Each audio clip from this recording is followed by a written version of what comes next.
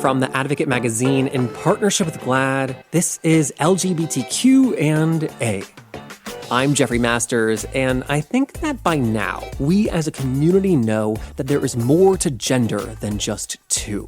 And yet still, the more we talk about it on a podcast, the more I believe that gender is simultaneously the most complicated and simple thing in the world. And it's complicated because we have made it that way, right?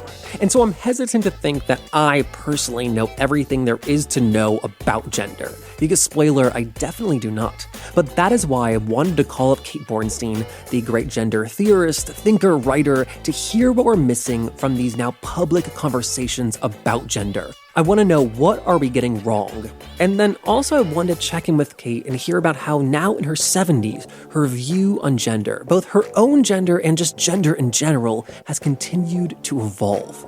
And then before we hear it, just a note, I had an earlier conversation with Kate on the podcast back in 2018, where we chatted more in depth about her life and work. If you want to hear that, we have actually re-released it, and it's right under this one in your podcast feed. All right, without further ado, here's Kate.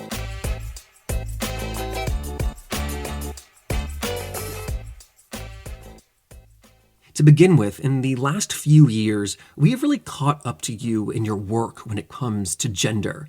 You've been talking about and writing about living outside the gender binary for over 30 years at this point, and now we're able to point to people like you and your work as one example of things we can turn to read and learn. But early on, 30 years ago, what, if any, resources did you have? Were there books you were reading or people you were talking to, anything at all? There was no internet, and there was nothing to look at. If you could look up transsexual, but then you would get Christine Jorgensen, and you would get very conservative people who were born men, grew up, were living as conservative men, and transitioned into conservative women. And the freaks, their voice wasn't published.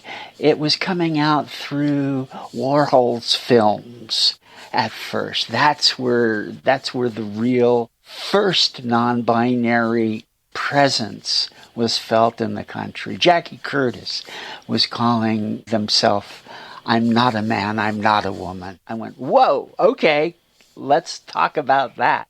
And for so long, your early work, that was how you described your gender, not man, not woman. Was that how it was commonly being discussed, or was that like your individual way to describe it? That was my individual way to describe it. I didn't know many people personally who were also looking at themselves in that way. But as more and more people started defining as trans, and as we had the internet, then I was hooking with people who did define that way. So that's a really big difference than people today, where you were forced to invent language to describe your experience. Yeah, and in a way that was good. The sneaky thing about the word non-binary is it doesn't say what you are. It says what you're not. And that's what I was saying, not man, not woman, because I had no idea what I was. But some people seem to think that non-binary is an is, and it isn't. It's a not is. I also think that you defining yourself by what you're not, that goes against what we as people, I think, desire. You know, we want concrete things we can touch and hold and name. That's why admitting that gender includes time, the passage of time, allows us to admit that gender, living with gender, is living with the process of letting go. Being able to let go has always been a problem for humanity. Letting go of anything. As you said, we want something to hold on to. And gender is not something you can hold on to unless you get really angry about it. And there was something I wanted to ask about your first book, Gender Outlaw. With how much things are changing. For example, with this new administration, you're going to be able to get a passport that has an X under the gender marker. Things are starting to go the way where non-binary identities are becoming formally recognized parts of society. Is that forcing a shift in your own identity where you're thinking of yourself as less of a gender outlaw? It's helping me leave that identity behind. I saw gender in terms of, first off, the binary, man and woman, two-dimensional kind of thinking. And in order to say I'm neither, I had to get into a third dimension because that said there was something else that wasn't represented by a binary. So, okay, there are three dimensions, and that meant there was a limitless number of identities. Saying non-binary and watching so many people say they're non-binary has helped me get into a fourth dimension of looking at gender, if you will. And that's adding the dimension of time. And it's the idea that you know it, I know it, we all know it, but we hate to admit it, that gender is continually changing. We are changing our notion of gender. What we depend on to define ourselves as a gender continually changes moment by moment. So now, rather than saying just not man, not woman, I'm saying that my gender is a continuum. And currently a continuum of 73 years. If someone refers to me as him and he, I don't get angry. I go, yeah, that was part of who I was and still is, but wrong time. And with time, we now have this word non-binary, which is new. The word is new, not the experience. But having the word, something to call yourself, do you think that that has helped to legitimize it for other people in a way? Yes, to a point, and it's going to freeze non-binary into something that can be defined. At that point, non-binary will cease. It will be so dependent on the binary that it will in fact become part of it, paradoxically. Right now, non-binary isn't dependent on the binary. It just says, oh, I'm not that. But the more we say non-binary, we're going to have to call up the binary in order to define ourselves. Defining ourselves by what we're not is a legitimate way of defining ourselves. That's what I like. For example, bisexual now, while the word bi technically means to, people who are bisexual are understanding themselves to embrace a sexuality that we used to call pansexual. There was a magazine, a great magazine called Anything That Moves. I loved that. It was a magazine for folks who were bisexual. That idea of not having, well, what do you mean? What do you mean? Anything. Explain it to me. Lay it out for me. No, because my life is an exploration. And what we're doing in that case is saying that we are on a continuum of sorts. We admit that time is a factor in our gender and that it's changing moment to moment to moment. And with those changes, it's not always as, grand as male to female. It's like smaller changes too, right? Yeah. I mean, every day we find out something that goes, oh, that kind of man. Oh, that kind of woman. When we see WandaVision and we go, oh, yeah, okay, Scarlet Witch. I'm being Scarlet Witch. I'm loving that. We have redefined our gender a little bit. Or Loki. That's a way to be in the world. That, for me, has always been the fun of it. And so as these ideas get larger and more mainstream, we tend to dumb them down and oversimplify them. Is there something that you think we're misunderstanding in these public conversations about gender? I think we've always misunderstood that gender is a relational phenomenon. It depends on something else for its existence. What it depends on, it varies from time period to time period, culture to culture. Some cultures say it depends on hormones. It depends on genitals. It depends on your mood that day. It's still relational. And that is what we're missing. We're not admitting that. Oh, because to your point, we have been We read about the early feminist movements. We've been redefining what it means to be a woman, as long as America's been around as America. And yet now when we continue to redefine it, people are like, whoa, you're redefining it. What are you doing? Right. We can conceptualize very easily something that's two-dimensional, either or. As soon as we go, yeah, but, we're starting to get into the idea of three-dimensional concept of gender. We're adding imagination to law, to what's been laid down. Yeah, that was done by the earliest feminists saying, not gonna be that kind of woman. And that was the start of the gender revolution. We are children of that. Going off what you said about gender being relational, depending on who you're around, etc., we have been inside for better part of a year, away from all people. How did you feel your own experience of gender, shifting or evolving? Okay, speaking of time, age entered the picture. All of a sudden, I was really old. I'm 73. I thought I was going to be dead like 39, 29. I thought I was going to be dead. I still think I'm going to be dead when I wake up first thing in the morning. I go, well, today I could die. I certainly am ready for it now. And so gender became inconsequential to me while I was in quarantine and grappling with old age. Oh, you're not old. 70 is the new 50. Fuck that. 70 is the same old 70. This is where you really need to be letting go of shit. And so if you haven't practiced before this, you get a lot of practice now. I'm letting go of the ability to be, all right, gender, cute in certain ways. I'm too old for that. My face is sagging. My boobs are sagging. Boy, oh boy, way down to my waist. And you let go of that as being necessary to your gender. I think that surprises me, you saying that in quarantine you let go of all gender and stopped thinking about it.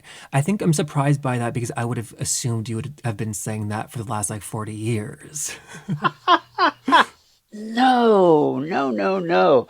I've been non-binary for a long time, but the fact of, okay, there's gender identity and gender expression. Gender identity has been becoming less and less important. Gender expression has always been important for me, and that's as much gender as identity is. And I guess what I was wondering is, in the 90s and 80s, when you were trying to communicate how you experienced gender, without these strong terms like identity and expression, were you just was it fumbling more? Yeah. Okay. Yeah, totally. And I said the wrong thing a lot. I think I called it bipolar gender in the first edition of Gender Outlaw. And in the first edition of Gender Outlaw, I laid in another binary. Basically, I was saying to define yourself as a man or a woman is bad and false. To define yourself as neither is really good. And in the second edition, I was able to pull that out because I was coming up with something new, this defining myself as not man, not woman, and I was digging my heels in. I was saying, and it's good, and it's right, and to prove it, you're wrong. And so I got in so much trouble with binary identified trans people for that, and I don't blame. Part of my gender has included gender theorist and in some cases gender icon. And quarantine has been letting go of that. I'm stepping back here. I'm watching other people write beautiful pieces of literature and theory, and I'm going, good. Okay. I can just step back and watch and focus on basically end-of-life issues. I'm not dying. Well, of course I'm dying, but nothing like bad or anything is happening right now. But it is the end of my life. And I'm letting go of gender theorist, the need to be listened to. Pay attention to me. I'm saying what gender is now. I'm coming up with all kinds of gender theories still, but I don't have a need to get them out there. That's not part of who I am. It's not part of what I do. If people ask me, I'm very happy to talk about it because it's a fun conversation, but it's not important to me whether a whole lot of people connect with it and follow it anymore. So if getting those ideas and being a loud voice is not important to you, as you do near the end of your life, as you said, like what is important? All my life, for the most part of my life, I've been like totally fascinated with death. What the hell is that? And my mom, bless her heart, when I was 10 or 12 years old, said, Albert, do you know what I think about before I go to bed? Every night, I try to be there for the moment I fall asleep. I never can.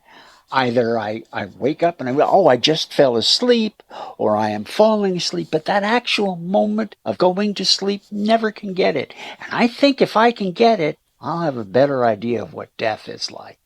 Whoa, Mom! And let's get back to Loki. I am burdened with glorious purpose, finding that moment of death. As close as I can come to it, death is the moment when you lose everything. Everything's gone.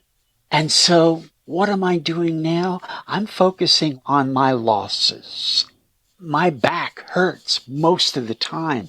I can't move in a lot of ways that I used to be able to move. And I go, oh well, lost that ability. When I was going through chemotherapy in 2012 through 2014, I experienced what's called chemo brain, and that stays with you. It's a phenomenon. You can Google it. And that's like fuzzy brain. That plus old age, I don't have access to language as good as I had before. Trying to write now, that's a lot more of a chore and a lot less of a delight. Oh well, okay, that's gone. And now, if I can keep saying, oh well, if I can keep smiling about stuff that I lose, then at that moment of death, I'll be able to smile and go, oh well, and see what's next. So tell me about like after death. Like, do you think about your legacy and how you want to be remembered? No, I see how I am thought of more or less now, and I imagine that'll continue, and that's cool. That's sweet. A lot of people like what I've written and like how I've written it and think of me as their auntie. And that feels good. That feels good to be part of a family. And so you're not like rushing to cross anything off like a to-do list. No. I've done a fuck of a lot in my life. I've gotten pretty much all the tattoos I want to get. If I could change something now, I would wish for better health, but I fucked up my health with cigarettes starting back when I was a teenager.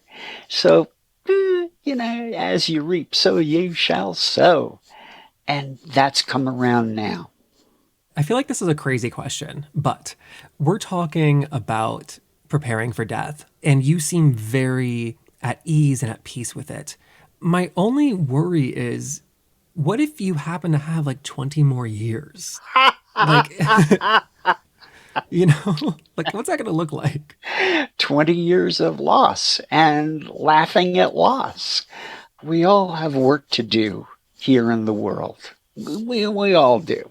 The only way to admit that you've got work and then find some serenity in life is to do your work and then let it go. Not, I've got to make sure everybody agrees with me on this now, and I've got to rewrite it and tweak it and tweak it and tweak it and tweak it and tweak it, which is what I did. So back to that concept of letting go. So if there's another 20 years, I imagine I'll find some really good recipes. I've been cooking a lot in quarantine. I imagine I'll get really even better than that. I don't think it'll have much to do with gender my next 20 years. If I have 20 years, I could have 20 minutes. It's not a sad thing. I was suicidal most of my young life and into my middle age and into my 40s and just up to my 50s. And something changed and I wasn't suicidal, but that didn't change my fascination with death, just my attitude toward it. Thank you so much for taking time for this. This is fantastic. It's been lovely talking with you and seeing you virtually. Thank you for the good questions. And thank you for letting me go way off the notion of gender and into something else. And that was Kate Bornstein. If you'd like to hear our earlier conversation, it is right under this one in the podcast feed. And then as always, if you enjoyed the interview, please help us spread the word on social media. Post on Twitter, on Instagram, on Facebook. When you do things like that, it is the biggest way you can help our show continue to grow and make new episodes. So thank you so much to everyone who does that. We're brought to you by The Advocate magazine in partnership with GLAAD. I'm Jeffrey Masters. I will see you next week.